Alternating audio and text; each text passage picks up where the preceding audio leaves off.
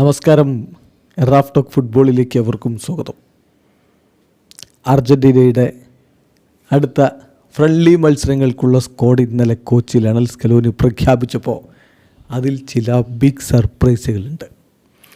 അതായത് അടുത്ത മത്സരങ്ങളെന്ന് പറയുമ്പോൾ വെനിസ്വലയ്ക്കെതിരെ ഒക്ടോബർ 11 പുലർച്ചെ ഇന്ത്യൻ സമയം 5:30 ആദ്യ കളി. രണ്ടാമത്തെ മത്സരം വരുന്നത് ഒക്ടോബർ 14 പുലർച്ചെ 4:30 പ്യൂട്ടോറിക്കോക്കെതിരെയാണ്. ഈ മത്സരങ്ങൾക്കുള്ള സ്ക്വാഡാണ് ഇന്നലെ കോച്ച് ലയണൽ സ്കലോനി പ്രഖ്യാപിച്ചത്. ആ സ്ക്വാഡിൽ ചില സർപ്രൈസ് ഇൻക്ലൂഷൻസ് ഉണ്ട്. ഈ ചില താരങ്ങൾ ഉൾപ്പെടുത്തുമെന്ന് നമ്മൾ കഴിഞ്ഞ ദിവസത്തെ വീഡിയോ തന്നെ പറഞ്ഞിട്ടുണ്ടായിരുന്നു, നിങ്ങൾ ഓർക്കുന്നുണ്ടാകും. അർജന്റീൻ മാധ്യമങ്ങളൊക്കെ അങ്ങനെ പറയുന്നുണ്ട് എന്ന്. അപ്പോൾ അതുപോലെ തന്നെ സംഭവിച്ചിരിക്കുന്നു 2 താരങ്ങളുടെ കാര്യത്തിൽ. പക്ഷെ നമ്മൾ പ്രതീക്ഷിക്കാത്ത ചില കുഴപ്പങ്ങൾ കൂടി അദ്ദേഹം നടത്തിയിരിക്കുന്നു.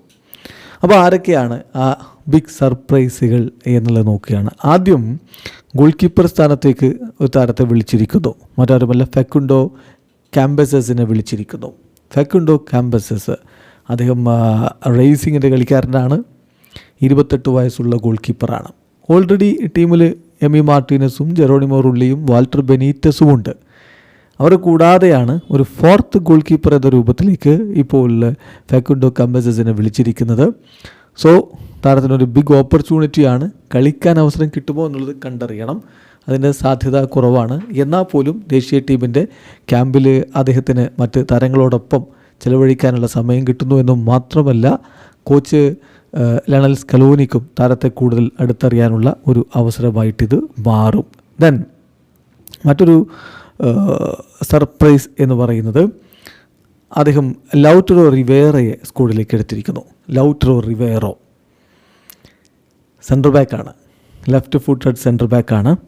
സോ കഴിഞ്ഞ കുറച്ച് മാസങ്ങളായിട്ട് മികച്ച പ്രകടനമാണ് 21-കാരനായിട്ടുള്ള താരം നടത്തിക്കൊണ്ടിരിക്കുന്നത്. അങ്ങനെ മാർസലോ ഗലാഡോയുടെ ടീമിൽ അദ്ദേഹത്തിന് ഒരു പ്രധാനപ്പെട്ട റോളുമുണ്ട്. അതിനെ തുടർന്നാണ് ഇപ്പോൾ സ്കലോനി അദ്ദേഹത്തെ അർജന്റീൻ ദേശീയ ടീമിലേക്ക് ഉൾപ്പെടുത്തിയിരിക്കുന്നത്. ഏതായാലും അതൊരു ബിറ്റ് സർപ്രൈസ് ആയിരുന്നു അത്തരമൊരു നീക്കത്തിലേക്ക് പോയത്. പിന്നെ അർജന്റീന സെൻറ്റർ ബാക്ക് പൊസിഷനിൽ കൂടുതൽ കരുത്ത് വർദ്ധിപ്പിക്കാനുള്ളൊരു ശ്രമത്തിൽ തന്നെയാണ് ഇപ്പോഴുള്ളത്. അതിൻ്റെ ഭാഗമായിട്ട് തന്നെയാണ് അത്തരമൊരു നീക്കം നടത്തിയിട്ടുള്ളത്.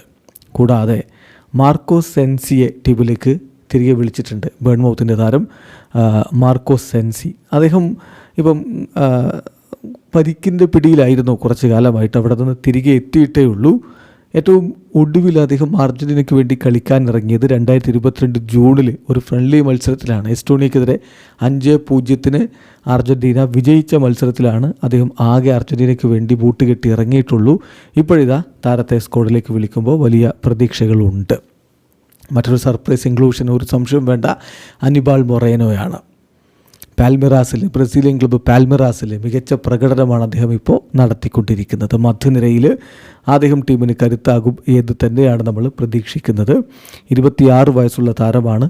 അർജൻറ്റീനയുടെ അണ്ടർ 20 ടീമിൽ, അതുപോലെ തന്നെ മറ്റ് യൂത്ത് ടീമുകളിലൊക്കെ അദ്ദേഹം കളിച്ചിട്ടുണ്ട്. ആദ്യമായിട്ടാണ് ഒരു സീനിയർ കോളപ്പ് താരത്തിന് ലഭിക്കുന്നത്. തീർച്ചയായിട്ടും അങ്ങനെ മാറ്റങ്ങൾ വരുത്തുന്നു, പുതിയ താരങ്ങളെ കൊണ്ടുവരുന്നു. കൂടാതെ ഹോസെ മാനുവൽ ലോപ്പസിനെ സ്ക്വാഡിൽ നിലനിർത്തിയിട്ടുണ്ട് കോച്ച്. കഴിഞ്ഞ കോളപ്പിൽ സ്ക്വാഡിലേക്ക് വിളിച്ചിട്ടുണ്ടായിരുന്നു, പക്ഷേ ഇതുവരെ ഡെബ്യൂ ചെയ്തിട്ടില്ല. സോ അദ്ദേഹത്തിനും ഒരു പക്ഷേ ഇത്തവണ അവസരം ലഭിച്ചേക്കും. പ്രത്യേകിച്ച് പ്യൂട്ടോറിക്കയ്ക്കെതിരെയുള്ള കളിയിലൊക്കെ അവസരം ലഭിക്കാനുള്ള സാധ്യതയുണ്ട്. അങ്ങനെ മാറ്റങ്ങൾ വരുത്തി പുതിയ താരങ്ങളെ ടെസ്റ്റ് ചെയ്ത് അടുത്ത വേൾഡ് കപ്പിന് ടീമിനെ ഏറ്റവും നല്ല രൂപത്തിൽ സജ്ജമാക്കുകയാണ് ഇപ്പോൾ കോച്ച് ചെയ്യുന്നത്. അപ്പം ഇനിയുള്ള കോളപ്പുകളിലേക്ക്, ഇപ്പോൾ അടുത്ത തവണത്തെ കോളപ്പ് എന്ന് പറഞ്ഞാൽ കേരളത്തിലേക്കൊക്കെ വരാനുള്ള കോളപ്പാണ്. അപ്പോൾ അതിലൊക്കെ സർപ്രൈസിങ് ഇൻക്ലൂഷൻസ് ഉണ്ടാകും എന്ന് തന്നെയാണ് പ്രതീക്ഷിക്കുന്നത്. വീഡിയോ അവസാനിക്കുന്നു. ഫുട്ബോൾ ലോകത്തെ കൂടുതൽ വിശേഷങ്ങളുമായി റാഫ് ടോക്സ് എത്താം.